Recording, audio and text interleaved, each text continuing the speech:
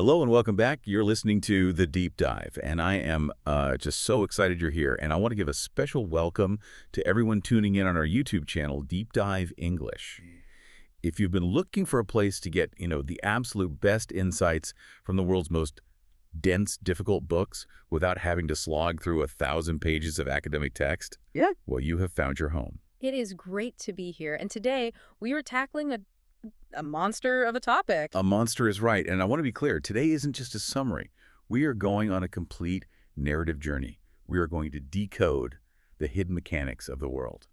I was thinking about this on the way in. There's this central contradiction that it drives me crazy when I watch the news. Every country, every single leader claims they want peace.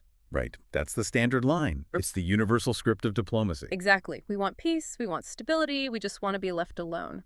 And yet, if you look at the budget of every single one of those countries, what are they doing? Preparing for war. They're arming themselves to the teeth. Every country is preparing for war while shouting about peace. Why? Why is there this constant tension? Why, despite this, supposedly universal desire for peace, is the world always locked in this struggle? It's the eternal paradox. And to answer it, we are going to dive into a book that has frustrated and enlightened thinkers for decades. We're looking at Politics Among Nations, The Struggle for Power and Peace by Hans J. Morgenthau. This is the Bible of international relations, isn't it? I mean, this is the big one. It is. Morgenthau is considered a giant in the field, and his entire philosophy is based on a lens called political realism. Political realism. Okay. Let's unpack this, because realism sounds like something a cynic says at a party to ruin everyone's good time. It can feel that way, but it's actually quite simple, though, uncomfortable. It means seeing the world as it is, not as we wish it to be. As it is, not as we wish it were. Exactly. We all have these ideals: democracy, brotherhood, global harmony. We want the world to work like a courtroom or a church. But Morgenthau says, if you want to understand why nations act the way they do, you have to strip away the wishful thinking. You have to look at the ugly truth underneath. And that truth is? That all international relations, whether between democracies or dictatorships, are defined by one thing: the struggle for power. The struggle for power. So the mission for this deep dive is to decode that struggle. We're going to look at everything from the psychology of power to the failures of the United Nations. But let's start with that word, power. When I hear power in a geopolitical context, I immediately think of tanks, nuclear missiles, aircraft carriers, the big guns. And that is where most people get it wrong. And honestly, that is where the conversation gets really interesting. Morgenthau argues that power isn't just material. It isn't just about how many tanks you have parked in the garage. He offers a psychological definition of power. Psychological. So it's not about the hardware. The hardware matters, but only as a tool. He defines political power as the control one mind has over another. Oh, wait a second. The control one mind has over another. Yes, it's the ability to make someone do something that they otherwise wouldn't do. So it's mind control. In a sense, think about it. It's not just about destroying the other person. That's force. That's violence. If I knock you unconscious, I don't have power over you anymore. I've just neutralized you. Power is about influence. It includes the threat of violence, sure, but it also includes the promise of a reward, or just pure charisma. It's almost like a high-stakes negotiation or a really aggressive marketing campaign. That is a perfect analogy. It's a psychological relationship. It involves diplomacy, economic influence, and something Morgenthau calls prestige, your reputation. Yeah. It is about convincing your opponent that you can and will do something so that they change their behavior. So it's not just about having the weapon, it's about the other guy believing you'll use it. Exactly. That's the game. The threat is often more powerful than the act itself, because if you have to use force, in a way, your power has already failed. Your influence wasn't enough. Right. If you destroy the enemy, that's the end of the relationship. Power is about maintaining that relationship of control. You want them awake, afraid, or impressed, and doing what you want. Okay, so if every country is stuck in this psychological game of trying to control everyone else, that sounds like total chaos. Is everyone just fighting everyone all the time? Not always. And Morgenthau brings some order to this chaos. He breaks down foreign policy into 3 distinct patterns. Every nation generally follows one of these 3 paths, depending on where they stand in the power hierarchy. Okay, let's walk through them. What's number 1? Number 1 is the policy of the status quo. Which means? Keep things exactly as they are. This is usually the policy of the nations that are already powerful. They are the beneficiaries of the current systems. They don't want anything to change. Right, like the industry giant fighting off a startup. Don't rock the boat. Precisely. Think about the Cold War. Both the U.S. and the USSR, within their own spheres of influence, were largely trying to maintain the status quo. They wanted to keep what they had. Or think about the creators of the international map after a big war. They drew the lines, they won the prize, and now they want to freeze history right there. Okay, so that's the policy for the haves. But not everyone is happy with what they have. Correct. And that leads to the second pattern, the policy of imperialism. Now, when you say imperialism, my mind immediately goes to colonies. British ships, pith helmets, the 1800s. That is certainly one form of it, but Morgenthau broadened the definition. For him, imperialism is any foreign policy that aims to reverse the status quo and gain more power. Any attempt to reverse it. It doesn't have to be a military invasion. So what else can it be? It can be economic. Think about debt-trap diplomacy, where a country lends money to gain leverage over another. Right. We'll build you this giant port that you can't afford. And when you can't pay us back, suddenly we own the port and control your trade.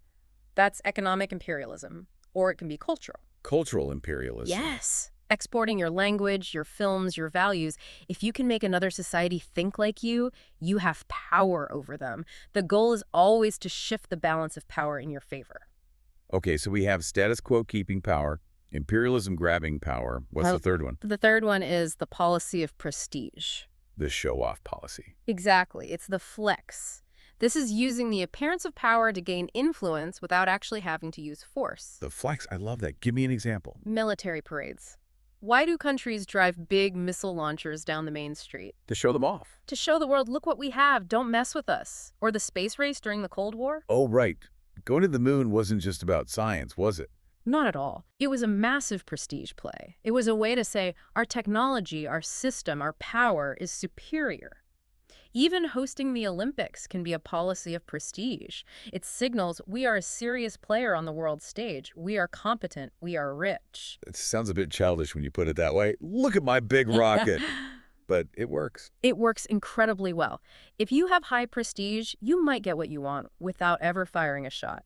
If I believe you are invincible because I saw your parade and your moon landing, I might just give you the territory you want because I'm too scared to fight. So prestige is a form of power. It's a tool. A very effective one. Now here is where it gets really interesting for me.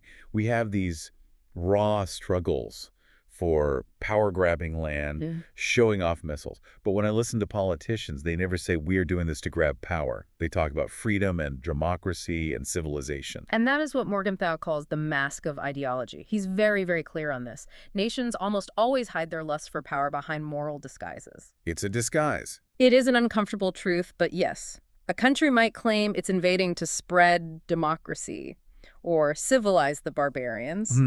But the underlying motive is almost always strategic power. So they are lying to the world and to their own people. It's more complex than just a lie. And this is a key insight. Morgenthau points out that leaders and nations often fool themselves. They fool themselves. They start to believe their own disguises. They convince themselves that their power grab is actually a holy mission. That makes it even more dangerous, doesn't it? So much more dangerous. If you believe you're on a moral crusade, you'll do anything. Exactly. It justifies actions that would otherwise be seen as naked aggression. If I admit I'm invading you for oil, I'm a thief. If I tell myself I'm invading you to bring you freedom, I'm a hero. That self-deception drives conflicts to become much bloodier than they need to be. So we have this picture of the state. It's a power-hungry entity wearing a mask of righteousness. But what about us, the regular people? Why do I, as a citizen, care if my country is powerful? Why do I feel proud when we win a war or a gold medal? It doesn't really affect my day-to-day life. This brings us to the anatomy of national power and the roots of nationalism. And again, Morgenthau digs into the psychology of the individual. He says that every individual has a lust for power. Everyone, even me. Everyone. But in civilized society, that lust is suppressed. You can't just go around dominating your neighbors. The law and social norms stop you. You have a boss. You have rules. You feel, in many ways, powerless in your daily life. So we are all frustrated power seekers. Right. So what do we do with that frustration? We project that unfulfilled desire onto the state. We live vicariously through the country. Exactly. Morgenthau calls it vicarious satisfaction. When the nation wins, the citizen feels like they won. You hear people say, we beat them. We won the World Cup. even though I was sitting on the couch eating chips. Precisely. It compensates for individual insecurity and powerlessness. Morgenthau notes that this is a relatively modern shift. In the past, loyalty was to a king or a family or a local lord. Now, loyalty is to this abstraction called the nation. And because it's an outlet for our personal frustrations, nationalism can become incredibly intense. That explains so much about why people get so emotional about foreign policy. It's personal. It is very personal. If you insult my country, you are insulting the vessel that holds my self-worth. It's a deep psychological connection. Okay, so the nation is fueled by this collective desire for power. But let's break down the toolkit. What actually makes a country strong? If I'm building a superpower from scratch, what ingredients do I need? Morgenthau breaks this down into tangible and intangible elements, the hard stuff and the soft stuff. Let's start with the hard stuff, the things we can touch and measure. First and foremost is geography, and he says this is the most stable element. Geography. In the age of the internet and intercontinental missiles? Really? Even today, look at the United States. It is separated from the rest of the world's major powers by two massive oceans. Right, the Atlantic and the Pacific. That isolation is a huge strategic advantage. It acts as a massive moat. It's very hard to invade the U.S. mainland. Now compare that to Poland. Poland is on a flat plain between Germany and Russia. Exactly. It has been a battleground for centuries because of its geography. No mountains to hide behind, no oceans to buffer them. Its geography makes it vulnerable. That makes sense. You can't change your location. Exactly. Then you have natural resources. Can you feed your people? That's food self-sufficiency. If you have to import all your food, you are vulnerable to a blockade. And do you have raw materials? And energy. Oil was the big one in the 20th century. If you controlled the oil, you controlled the world's armies. And today? Today, you might argue that data or rare earth minerals for semiconductors are becoming just as critical. If you don't have the stuff to build the tech, you can't fight the war. Right, and then obviously you need industry to turn those resources into something useful. Industrial capacity, it used to be about how much steel you could produce. Now it is about high-tech manufacturing, chips, AI capabilities. Can you actually build the machines of war? And finally, the military itself. Military preparedness. But be careful here, it's not just the number of soldiers, it's the technology, the leadership, and the training. A small, well-trained army with drones beats a large, poorly trained army with rifles. So those are the tangible things: geography, resources, industry, military. But Morgenthau says you can have all of that and still lose if you don't have the intangible elements. What are those? The human elements. The first is national character and morale. Morale. Like, are the people happy? Is that what he means? It is more about resilience. Will the people support the government in a crisis? Are they willing to sacrifice? Do they believe in the cause? Morgenthau uses the example of the Vietnam War. Oh, that's a perfect example. On paper, the U.S. had overwhelming material superiority. More tanks, more planes, more industry, more money. It wasn't even close. But the Vietnamese morale, their willingness to endure and fight for their national identity, was stronger. The American public eventually lost the will to fight. The intangible defeated the tangible. That's a powerful lesson. You can't just count the guns. No. And the final, and perhaps most critical element, is the quality of diplomacy. Diplomacy? Really? I thought diplomacy was just people talking in nice suits. Morgenthau calls diplomacy the brains of national power. Morale is the soul, but diplomacy is the brain. The brains of national power. I like that. A good diplomat can take a weak nation and maximize its influence by playing stronger nations against each other. They can build alliances, create opportunities. A bad diplomat can take a powerful nation and waste its resources on foolish adventures, isolate it, and make it weaker. So it's about how you play the cards you're dealt. Exactly. And this leads to the big mistakes nations make. Morgenthau identifies 3 errors in evaluating power. This is why nations lose wars they thought they would win. Okay, what's error number 1? The absolute fallacy. This is forgetting that power is relative. You might look at your army and say, wow, we are strong. But you are only strong compared to your rival. If you have 1,000 tanks, that sounds like a lot. But if your enemy has 2,000, you are weak. Right. You don't exist in a vacuum. Mm-hmm. It's not about how strong you are. It's about how strong you are in that specific fight. Precisely. Second is the permanent fallacy. This is assuming that because you were strong in the past, you will be strong in the future. Resting on your laurels. The classic example is France in 1940. They had a reputation for military might from World War I. They thought their defenses were impenetrable. But they failed to adapt to modern warfare, tanks, planes, blitzkrieg. They relied on a past reputation and collapsed in weeks. They assumed history would repeat itself. Wow. And the third error. The fallacy of the single factor. This is obsessing over one thing. Like what? Like saying, we have the best geography, so we are safe. Or, we have nukes, so we are untouchable. You ignore the whole picture. It's like a bodybuilder who only works out his right arm. The rest of them is weak.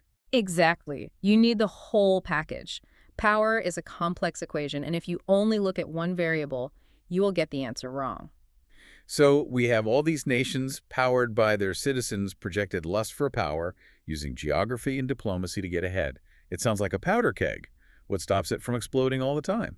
The classic answer in history class was always the balance of power. Yes, the balance of power. Morgenthau spends a lot of time on this, but he has a unique take. He says the balance of power isn't a choice. It is an inevitable result of competition. How does it work? Like, what's the mechanism? It acts like a self-correcting mechanism. If country A gets too strong and threatens to dominate the whole system, Then country B and country C will team up against it. exactly. The enemy of my enemy is my friend. It is automatic. If one weight on the scale gets too heavy, you have to add weight to the other side to keep it from tipping. They form alliances like NATO or the Warsaw Pact. They engage in armaments races. They use divide and rule tactics to keep their enemies from uniting.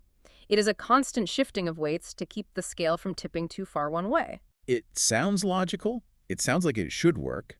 But history is just a long list of wars, so clearly the balance breaks. Why is it flawed? It is deeply flawed for a few reasons. First, there is uncertainty. Uncertainty. Remember, you can never measure power perfectly. You don't know exactly how strong the other guy is. You don't know his morale or the quality of his leadership. Right, there are too many variables. So to be safe, everyone aims for a margin of safety. You want to be a little bit stronger than the other guy, just in case. Right. But if everyone tries to be a little bit stronger than everyone else... You get an endless arms race. Exactly. It actually creates instability. You are spiraling upwards in tension because you can't trust the measurement. That makes sense. What else? Unreality. Nations use balance of power as a slogan to hide their true desire, which is superiority. So they say, we just want balance, but what they mean is, we want to be on top. Always. No one actually wants a balance. They want to win. But the most important point Morgenthau makes is about inadequacy. Inadequate. He says the balance of power is a machine, but a machine needs fuel. That fuel is a shared moral and intellectual consensus. A shared culture. What do you mean by that? Sure. Look at 18th century Europe. The kings and queens, the aristocratic international, he calls it. They fought wars, yes, constantly. But they shared a culture. They spoke French in their courts. They were all cousins, effectively. They followed certain rules. The gentleman's game. In a very brutal way, yes. They didn't want to wipe each other out. They just wanted a province or two. They wanted to adjust the map, not burn it. But what changed? Modern ideologies, fascism, communism, and even aggressive nationalism, they destroyed that shared culture. Now, wars aren't about territory. They are about wiping out the other side's way of life. When that moral consensus is gone, the balance of power cannot save us. You cannot balance power with someone you believe is the devil. You can't. You have to destroy them. So if the mechanics of power, the balance are broken, what about the rules, the laws? Can we stop the chaos with morality? Morgenthau looks at what he calls the weak brakes on power. He identifies 3 police forces that usually control behavior in a society: conscience, social pressure, and law. And he tests each one on the international stage. Okay, let's take them one by one. Conscience. International morality. Does it exist? It exists, but it is incredibly weak.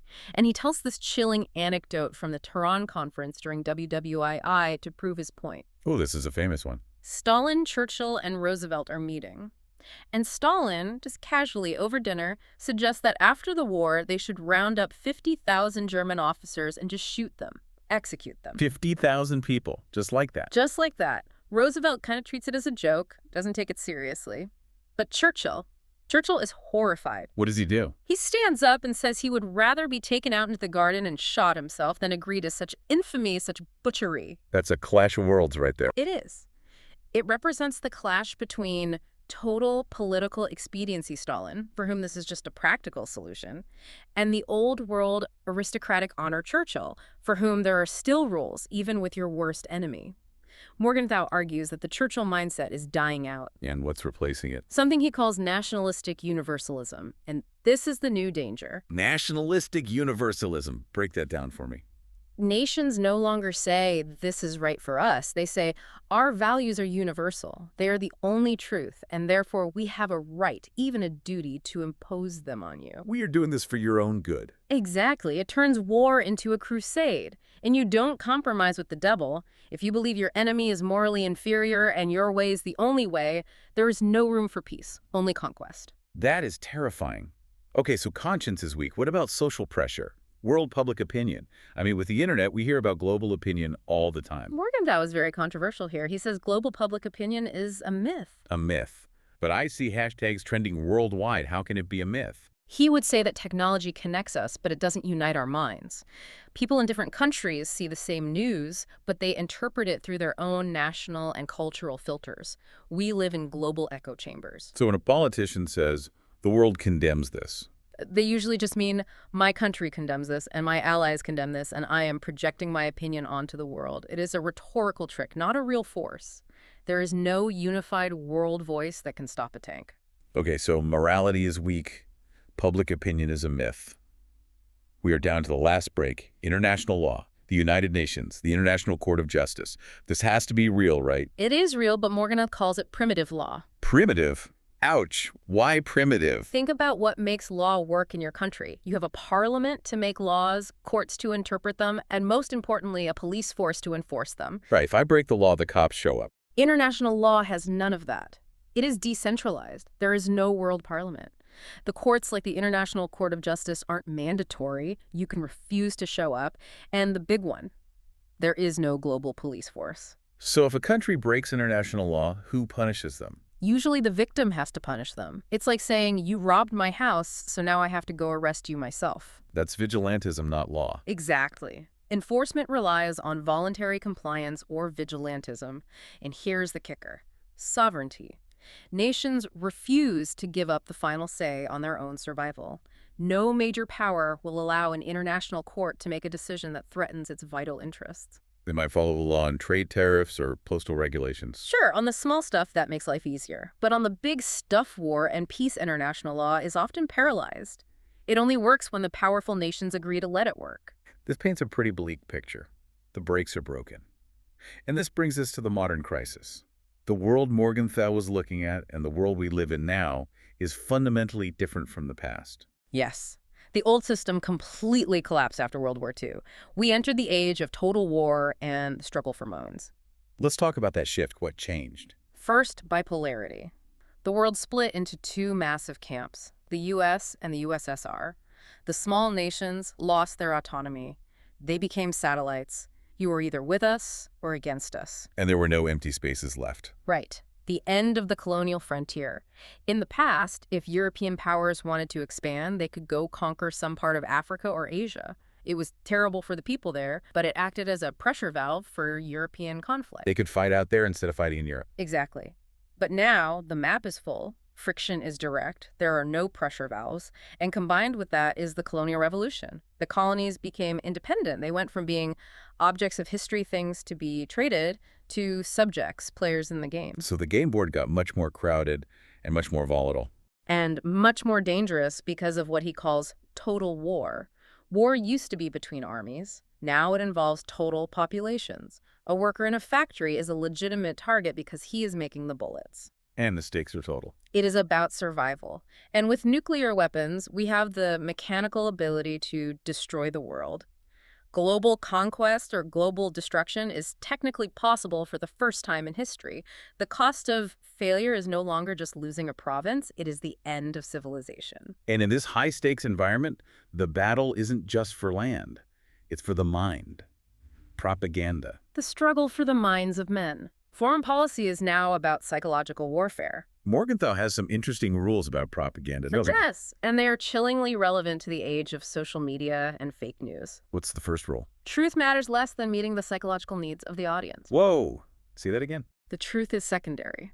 Look at Nazi propaganda. Their race theories were scientifically garbage, complete nonsense. But they succeeded because they comforted a humiliated German people. They gave them a scapegoat. They met a psychological need for superiority. So if a lie makes you feel better than the truth, the lie wins. Often, yes. The propagandist doesn't ask, is this true? He asks, does this work? Second, you must connect with the listener's daily life. You cannot preach abstract concepts like democracy to a starving farmer. You have to talk about bread. You have to talk about bread. You have to connect the ideology to their stomach. And the third rule. Action speaks louder than words.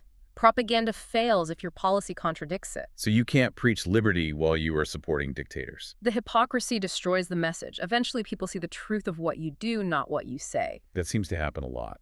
So we have total war, nuclear weapons, propaganda, and a broken legal system. How do we fix this? How do we solve the problem of peace? Morgenthau looks at the popular solutions and essentially tears them apart. Let's go through the failed solutions. First up, disarmament. Let's just get rid of the weapons. He says this is putting the cart before the horse. Men don't fight because they have weapons. They have weapons because they have unresolved conflicts. So taking away the guns doesn't stop the hate? No, they'll just fight with sticks and stones. You have to solve the political tension first. The weapons are a symptom, not the disease. What about collective security? The one for all for one idea, like in the UN Charter. It fails because nations are selfish. It's a beautiful idea on paper.